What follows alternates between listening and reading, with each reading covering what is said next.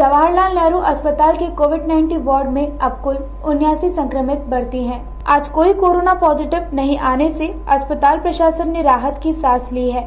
JLN अस्पताल कोविड-19 के प्रभारी डॉक्टर संजीव महेश्वरी ने बताया कि अजमेर में कोरोना संक्रमितों की रिकवरी रेट पूरे प्रदेश में सबसे ज्यादा है। यहाँ कुल 315 कोरोना पॉजिटिव केस हुए, लेकिन अब मात्र 49 पॉजिटिव ही अस्पताल में इलाजरत हैं। आज कुल 12 मरीजों को ठीक कर क्वारंटाइन सेंटर भेजा गया है।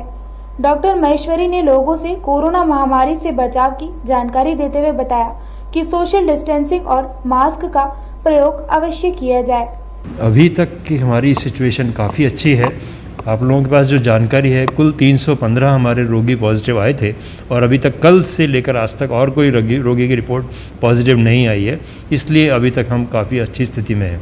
सबसे और अच्छी बात उसके बाद ये है कि हमने आज 12 और मरीज़ों को कोरोना मुक्त करके क्वारंटीन सेंटर भेजा है। इस तरीके से हमारे जो कुल एक्टिव केस जो अस्पताल में भर्ती हैं वो 49 ही रह जाते हैं और 49 रोगियों में से 2 मरीज़ ज़रूर हमारे आईसीयू में हैं, लेकिन वो इतने सीरियस नहीं है कि उनको वेंटिलेटर वगैरह की ज़रूरत पड़े।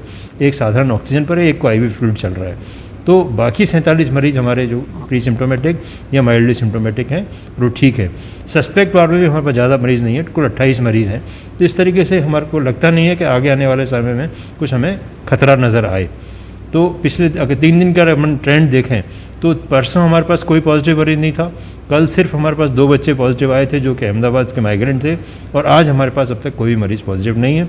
इसलिए हम कह सकते हैं कि हम ठीक ठाक सी स्थिति में हैं। बचाव को लेकर ये सबसे ज़रूरी सवाल यही है, क्योंकि कोरोना होने के बाद तो जो करना है वो डॉक्टरों को करना है या ईश्वर को करना है, प्रकृति को करना है।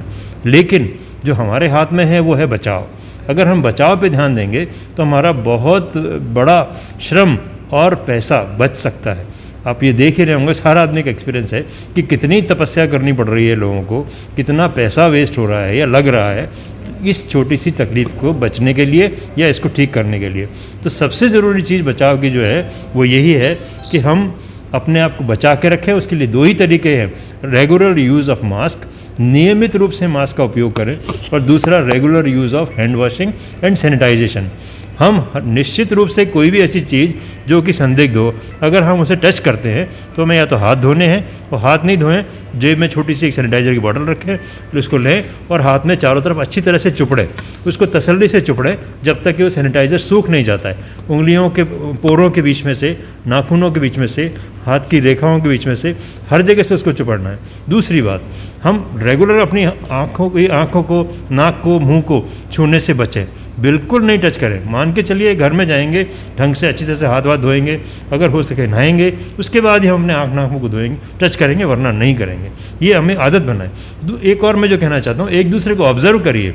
मैं बैठा हूँ तो आप मुझे ऑब्जर्व करिए, मैं बैठा और वरना मैं आपको ऑब्जर्व करूँ और देखूँ कि आपने देखो ये गलती करी, आपने यहाँ हाथ लगाया, आपने ऐसा किया, आपको ऐसा नहीं करना चाहिए। तो हम एक दूसरे को ऑब्जर्व करके सिखा देंगे तो भी हमारा काम बहुत आसानी से निकल जाएगा। आप जो भी हो, जैसा भी हो, टोकने में कोई शर्म मत करिए। अगर हम दूसरे आदमी को टोक के सिखाते हैं तो उसकी भी जान बचा रहे हैं, साथ ही साथ अपनी भी जान बचा रहे हैं। उसमें कतई शर्म नहीं करिए, सब मैं बड़े आदमी उसको कैसे टोकूं, मेरा पड़ोसी है, मेरा अच्छा दोस्त है, उसको कैसे टोकूं, कतई नहीं। वो आप ऐसा टोकने से उसको ठीक कर रहे हैं, साथ ही साथ अपने को भी बचा रहे हैं। इसलिए टोकने से कतई नहीं डरिए। Regular use of mask, regular use of hand washing और सैनिटाइज़र, ये बचाव के तरीके हैं।